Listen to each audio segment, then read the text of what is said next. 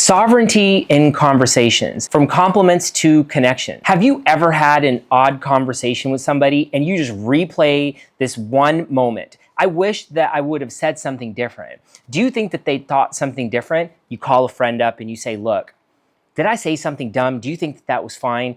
May have been 30 years ago. 15 years ago, you're looking it up on Google.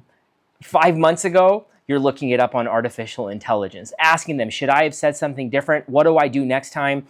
How do I live in sovereignty? I want to be free. I don't want to have my emotions tied down to one word that I said that they did not like. Now, I'm going to read some medical evidence on sovereignty, freedom, when you speak, and how that connection can lead to reward, how compliments can lead to connection. There is a mission behind it. There is a vision. It's not that you're trying to have them like you.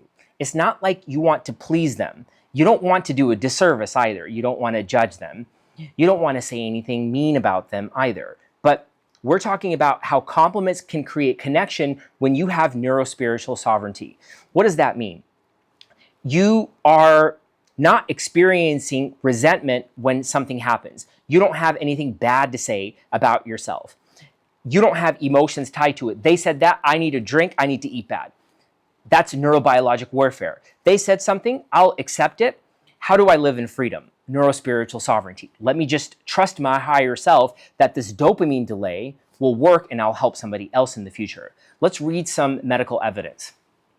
Why sovereignty matters. Grounded presence. Studies in social neuroscience show that nonverbal signals, 90% of communication arguably is nonverbal. Posture, calmness, facial expressions carry far more weight than the words. Merabian's, I don't know if I'm pronouncing that correctly, communication model shows that 55% of impact is body language, 38% is tone, and 7% is word. The exact ratios are debatable, but the principle is solid. It's presence. This took me several years to understand. I wasn't even trying to understand charisma. I just didn't want to hate myself. I didn't want to talk bad about myself or anybody else. And interestingly, when I stopped that, look at this, I'm just able to relax. You think that I was able to sit down like this before? I was chaotic. I was all over the place. There's no way in hey that I could have sit down like this. No way in heck I could have sit down like this. Gosh darn it, no way, no how. No can do, Mr. McD. Нет, as they say in Russian. Nada, as they say in Spanish. Illa, as they say in Kannada. Nahi hai, as they say in Hindi. No way, Jose. I was not able to sit down like this. I had to train myself to sit down like this. But the less you hate yourself, the less bad things you have to say, the less toxins you put inside of your body, the more you have to give spiritually to others. And when you embody that presence, people can pick up on it, even without you saying a word. Compliments as entry points. Oxytocin and safety. Compliments trigger small releases of oxytocin and dopamine, which create feelings of safety and pleasure. Don't you like it when somebody says something nice to you? But what if they're saying something nice to you like this? Hey, you know what? That hairstyle looks good. Can I get your number? You know, I mean, you can say that you could say the same thing, but being calm and not needing the number, and then they might give it to you. Let's take an example. Hi. I like the way your hair looks. It looks like you pay a lot of attention to detail. Now, I wouldn't ask for their number. That would be one of the most scariest situations, is going up to somebody. But if you're coming in with a clean presence and you don't need anything from them, the responses are going to be different. Science shows that overcomplimenting can backfire, activating suspicion and the brain's negativity bias. What do they want from me? This is why sovereign, measured compliments paired with composure lands as authentic instead of needy. I mean, genuinely, you want to go up and say, you know, you really do take a lot of time to take care of yourself. Imagine how far that goes for you and them. You're showing yourself compassion, showing them compassion, giving them a compliment, and connecting effortlessly. Teasing and disqualifying as playful tension. I don't remember where I listened to this audiobook from, maybe about laughter, about teasing, about making, minor jokes. I like it when people do that to me. I had an ex-girlfriend, bless her heart, she would always say things to me. She's like, why do you say urine study? I just thought it was cool. She's like, you're such an uncle. She's a bit younger than me. I just loved these things, when she was teasing me. She's saying, look at you. And I'm like, what do you mean? There's an intrigue behind it. But it's the way she said it. And she was so calm, so collected, so composed, just baseline high levels of compassion and oxytocin. So when she would say anything to me, I thought it was cool.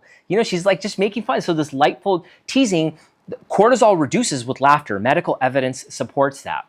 Let me read something here. Light teasing activates a microspike of cortisol, stress hormone in the brain. If followed by a smile or laugh, it's released, giving a small dopamine reward loop. That's why teasing and warmth create chemistry. It mimics resilience training for the amygdala in real time. Studies on humor show it increases parasympathetic activation, rest and digest, which deepens connections. Like I said, when I would say, you know what, this patient, he came in for burning when he was urinating, and we needed to get a urine study. She's like, who says that? You're an uncle. Why do you say urine study? And just when she would say it, it just like lights me up. Instead of her saying, oh, you're so smart and you're a doctor, look at how well studied you are. I'm like, no, that's actually better. So for example, let's say you go up and compliment somebody on their hair. Your hair looks really good. Looks like you took a long time to do that. It must have been an hour. And then they're like, wait a second. So there's an assumption there, a little bit of intrigue, a little bit of play. It takes me about 5 minutes, but boy, I must feel like I'm in there for a half hour. So now what you've done is you've, teased her, teased yourself, disqualified you, disqualified her. It's just like some playfulness in conversations. Lightheartedness, as they say. Increases oxytocin, decreases cortisol. Connection through qualification, self-disclosure, and respect. When you invite someone to qualify themselves, what's something creative you've been working on? You tap into the psychology of self-disclosure, which strengthens bonds and makes people feel important. As an example, let's say I'm doing a YouTube video, or they're a YouTuber, and you talk to them. Hey, look, are you doing YouTube videos? And then you're like, dang, I know that must take a lot of time. What really helps you create? What that does is allows them to open up and qualify. Now, some of these words I kind of don't like, opens up and maybe creates a connection. You're sharing values. And when you share values, people can see that. And that charismatic technique is, there's no comparison to it. Research on the IKEA effect, people value something more when they've invested in it. For example, you buy something from IKEA, you put it together. Similarly, when someone invests effort in explaining themselves to you, they value the interaction more. And this is where active listening comes into place, where you ask a question and you pause. And when they give their answer, you pause again. Some of these techniques can take a long time to learn, but when they're learned, you will see the value in them. Sovereignty plus conversation equals trust.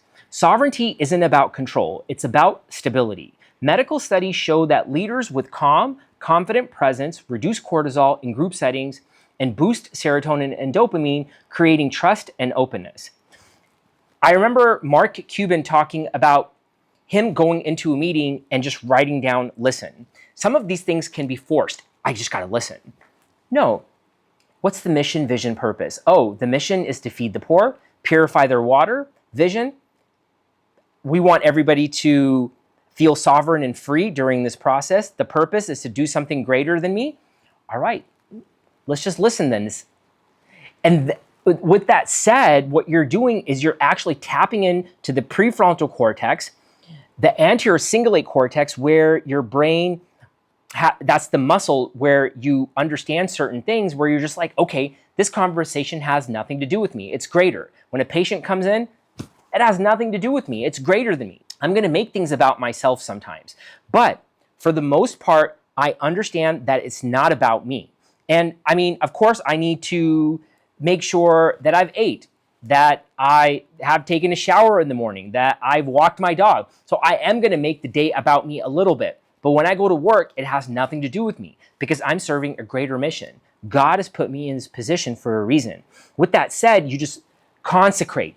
You You don't let go, you just surrender to the higher purpose. And you say, look, I will do the things that I don't want to do, and then God bestow the blessings so I can inspire others. And that's what I do on this channel. At the end of the day, in conversation, this translates into you don't chase, you don't flood with words, you just hold space and they feel safe enough to lean in. So you say something to them, it takes you an hour to do your hair, you must be stuck in the bathroom. Like, wait a second, why are you saying that to me? Oh, you're just joking around. Okay, and there, you're not flooding, and then you pause for a second. You don't flood the words. So cool. Where you just have this light, playful teasing. Somebody comes up to me and they're like, there's a patient who was like, you look like you just came out of a Nordstrom ad. I was like, that's so dope. Instead of saying, oh, wow, you're dressed well, which I appreciate too, you came out of a Nordstrom, it's like a playful, right? It's so cool.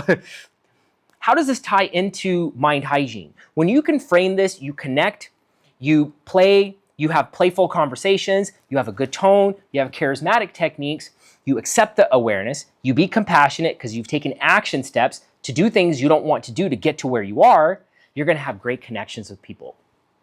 If this video resonated with you, subscribe, hit the notification bell. We'll be dropping videos Wednesdays at 4 p.m. Pacific Standard Time.